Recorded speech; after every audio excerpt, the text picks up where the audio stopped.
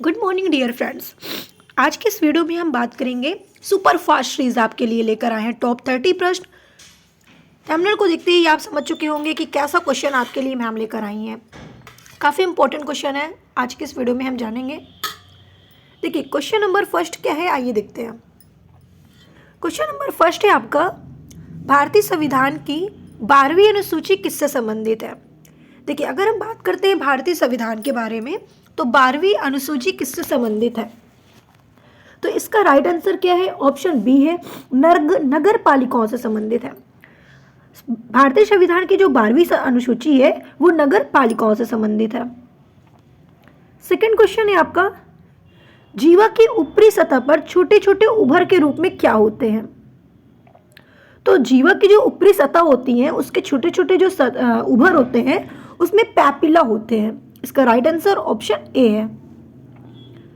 Next question है, भारत में दास प्रथा कब अवैध घोषित किया गया था। देखिए भारत में जो दास प्रथा है अगर उसकी बात करते हैं तो आपका राइट आंसर है 1853 में।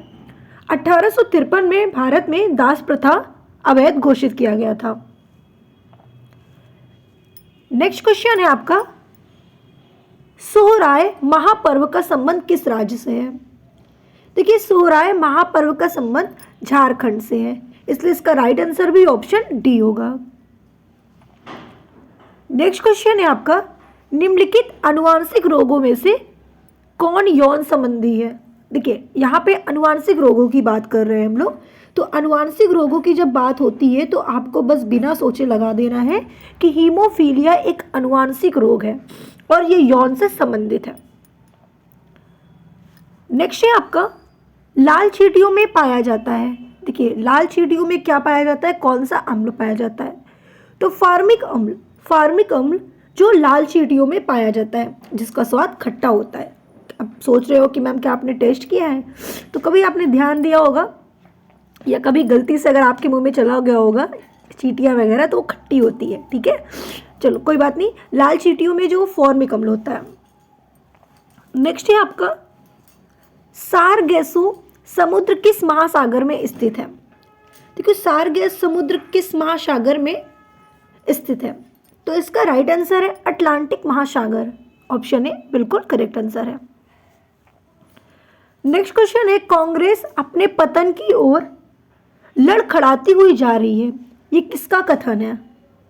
अब देखिए कांग्रेस अपने पतन की ओर लड़खड़ाती हुई जा रही है, ये किसका कथन है, तो आपको बताना है कि ये लॉर्ड कर्जन का कथन है। ऑप्शन बी बिल्कुल करेक्ट है। अमाशय में भोजन लगभग कितना समय तक रहता है। देखिए जब ग्रास नली से भोजन नली से हमारा भोजन अमाशय के पास जाता है तो सबसे पहले अमाशय में तुरंत जाकर डाइजेस्ट होना शुरू नहीं हो जाता। पहले उसमें हाइड्रोक्लोरिक एसिड का फॉर्मेशन होता है, ठीक है, फिर बहुत सारे एंजाइम होते हैं जैसे कि पेप्सिन, ठीक है, रेनिन, लाइपेज, ये सब आते हैं, तो उसके बाद उसका डाइजेशन शुरू होता है। तो कितने समय तक लगभग वहाँ पे रहता है अमाशय में, तो आपको बताना है 4 घंटे तक मैक्सिमम। ठीक है। नेक्स्ट है, हाल ही में रामलला दर्शन योजना प्रारंभ करने की घोषणा किसने की थी, तो इसका राइट आंसर है ऑप्शन बी छत्तीसगढ़ में। छत्तीसगढ़ में ये रामलला दर्शन योजना प्रारंभ की गई थी। अम्ल वर्षा वनस्पति को नष्ट कर देती है, ये सभी लोग जानते हो, क्योंकि उसमें क्या होता है, ऐसा क्या होता है भाई, अम्ल वर्षा तो ताजमहल को भी खराब कर देती है, उसके कलर को भी खराब कर देती है, तो ऐसा क्या होता है उसमें, आपको बताना है सल्फ्यूरिक अम्ल होता है। ठीक है, सल्फ्यूरिक अम्ल की वजह से ये क्या कर देता है भाई, वनस्पतियों को नष्ट कर देता है और ताजमहल जैसी भी इस प्लेस को भी खराब कर देता है, उसकी सुंदरता को खराब कर देता है। मनुष्य के शरीर में सबसे बड़ी ग्रंथि कौन सी है। देखिए मनुष्य के शरीर में सबसे बड़ी ग्रंथि की बात करें तो आपको बिना सोचे लगा देना है यकृत। ये हमारे शरीर की सबसे बड़ी ग्रंथि भी है और साथ ही साथ ये हमारे शरीर का सबसे महत्वपूर्ण ऑर्गन भी है। और एक क्वेश्चन यहाँ से पूछा जाता है कि हमारे शरीर का ब्लड बैंक किसे कहा जाता है, प्लीहा को कहा जाता है, सबको पता है। लेकिन ब्लड जो हमारा डेड हो जाता है, ठीक है, तो डेड होने के बाद स्टोर कहाँ पे होता है, तो आपका आंसर होना चाहिए स्प्लीन में, यानी कि प्लीहा में, है ना। डेड होने के बाद स्प्लीन में जाकर स्टोर होता है, लेकिन लीवर में भी स्टोर होता है, ठीक है। लीवर में भी क्या होता है भाई, स्टोर होता है। उसके बाद यहाँ पे लीवर से क्वेश्चन बनते हैं आपके कि लीवर का अध्ययन क्या कहलाता है। तो आपको बताना है हिपैटोलॉजी, ठीक है। हिपैटोलॉजी में आप लीवर का अध्ययन करते हैं, ठीक है, हिपैटोलॉजी में। फेफड़े का अध्ययन कहाँ पे करते हैं, तो फेफड़ा बोले तो लंग्स, और लंग्स का अध्ययन करते हैं कहाँ पे, पल्मोनरोलॉजी में, ठीक है, ठीक है। पल्मोनरोलॉजी में हम फेफड़े का अध्ययन करते हैं। अगर हम दिल यानी हार्ट के बारे में बात करें तो कार्डियोलॉजी में हार्ट का अध्ययन किया जाता है। इन चीज़ों का ध्यान रखना है आपको, ठीक है। नेक्स्ट है आपका घड़ी का आविष्कार किसने किया था। देखिए घड़ी का आविष्कार की बात करें किसने किया था, देखिए घड़ी का आविष्कार किसने किया था, आपको बताना है पीटर ने घड़ी का आविष्कार किया था। आधुनिक भारत में हिंदू धर्म में पहला सुधार आंदोलन था। देखिए आधुनिक भारत में हिंदू धर्म में जो पहला सुधार आंदोलन था वो ब्रह्म समाज आंदोलन था, ठीक है, ब्रह्म समाज सुधार आंदोलन था। धर्म सभा के संस्थापक कौन है, देखिए धर्म सभा के संस्थापक के बारे में पूछ रहा है, तो राधा क्रांत देव धर्म सभा के संस्थापक थे। पीलिया में दुष्प्रभावित होता है, जब आपको पीलिया हो जाता है किसकी वजह से होता है, जब आपके किसमें भी प्लाज्मा में बिलिरुबिन की मात्रा बहुत ज़्यादा हो जाती है तो आपको जॉन्डिस जैसे डिसीज हो जाते हैं।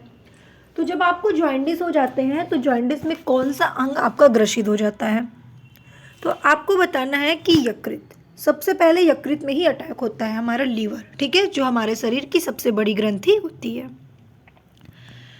टाइफाइड से शरीर का कौन सा अंग प्रभावित होता है, देखिए टाइफाइड के बारे में अगर बात करते हैं तो टाइफाइड से हमारा छोटी आंत यानी कि आंत प्रभावित होता है। अगर आपको टाइफाइड हो गया तो सबसे पहले स्मॉल इंटेस्टाइन में अटैक होता है। तो भाई टाइफाइड जिसे भी है वो अपने ध्यान रखेगा, क्योंकि वो आंत में ही क्या कर देता है, आपका अटैक करता है, तो फिर आपका जो भोजन होता है ना वो पूर्ण रूप से डाइजेस्ट नहीं हो पाता है। जीवाणु को नष्ट करने के लिए निम्नलिखित में से किस गैस का प्रयोग किया जाता है। देखिए जीवाणुओं को नष्ट करने के लिए हम ऐसी कौन सा गैस का यूज करते हैं, तो आपको बताना है क्लोरीन का। क्लोरीन का यूज किया जाता है जीवाणुओं को नष्ट करने के लिए। कहाँ काम करने वाले व्यक्ति को ब्लैक लंग रोग हो जाता है, ऐसा कौन सी जगह पे काम करने वाले व्यक्ति को ब्लैक लंग रोग हो जाता है। तो ये बहुत ही कॉमन क्वेश्चन है और बहुत ही अच्छा क्वेश्चन है कि कहाँ पर काम करने वाले व्यक्ति को ब्लैक रोग हो जाता है, सॉरी ब्लैक लंग रोग हो जाता है। तो आपका राइट आंसर होना चाहिए क्या, कोयला खान में। जब कोयला खान में आप रहोगे सारा दिन तो आपको ब्लैक लंग रोग हो जाएगा। रेशम पालन का अध्ययन क्या कहलाता है, देखिए रेशम पालन का अध्ययन कहलाता है सेरीकल्चर, ठीक है, सेरीकल्चर कहलाता है रेशम पालन का। गाजर में कौन सा विटामिन पाया जाता है, तो आपको बताना है भाई गाजर में विटामिन ए पाया जाता है जिसका रासायनिक नाम होता है रेटिनॉल, ठीक है, रेटिनॉल होता है इसका रासायनिक नाम। उसके बाद विटामिन बी का रासायनिक नाम आपसे पूछे तो विटामिन बी का रासायनिक नाम आपको बताना है क्या, थायमिन, ठीक है, थायमिन होता है विटामिन बी का रासायनिक नाम। विटामिन सी का पूछा जाए तो आपको बताना है एस्कर्बिक होता है विटामिन सी का रासायनिक नाम, ओके। और विटामिन डी का होता है कैल्सीफेरॉल, ठीक है, कैल्सीफेरॉल में क्या करते हो आप लोग, विटामिन डी का रासायनिक नाम है, याद रखेंगे आप लोग। किस मिट्टी को रेंगुर मिट्टी के नाम से जाना जाता है, ठीक है, कौन सी मिट्टी है जिसे हम रेंगुर मिट्टी के नाम से जानते हैं, तो आपका राइट आंसर है काली मिट्टी, ठीक है, काली मिट्टी को हम रेंगुर मिट्टी के नाम से भी जानते हैं। पोंगल किस राज्य का त्यौहार है, देखिए पोंगल जो है वो तमिलनाडु राज्य का त्यौहार है, इसलिए राइट आंसर ऑप्शन सी होगा। दस्त एक काबिर मरुस्थल निम्न में से किस देश में स्थित है, तो ईरान में। दस्त एक काबिर मरुस्थल ईरान में स्थित है। किसने कहा था कि कांग्रेस केवल सूक्ष्मदर्शी अल्पसंख्यक का प्रतिनिधित्व करती है, ऐसा किसने कहा था, तो भाई लॉर्ड डफरिन ने कहा था ये बात। लॉर्ड डफरिन ने बोले थे कि कांग्रेस केवल सूक्ष्मदर्शी अल्पसंख्यक का प्रतिनिधित्व करती है। तो इस तरीके से आपको मैंने टॉप 25 क्वेश्चंस पढ़ाए जो काफ़ी इंपॉर्टेंट थे और काफ़ी सिलेक्टिव क्वेश्चंस थे। वीडियो अच्छी लगी तो लाइक करके चैनल को सब्सक्राइब करना बिल्कुल मत भूलिएगा और मुझे एक बार कमेंट करके ज़रूर बताइएगा कि आपको क्लासेस कैसी लगी।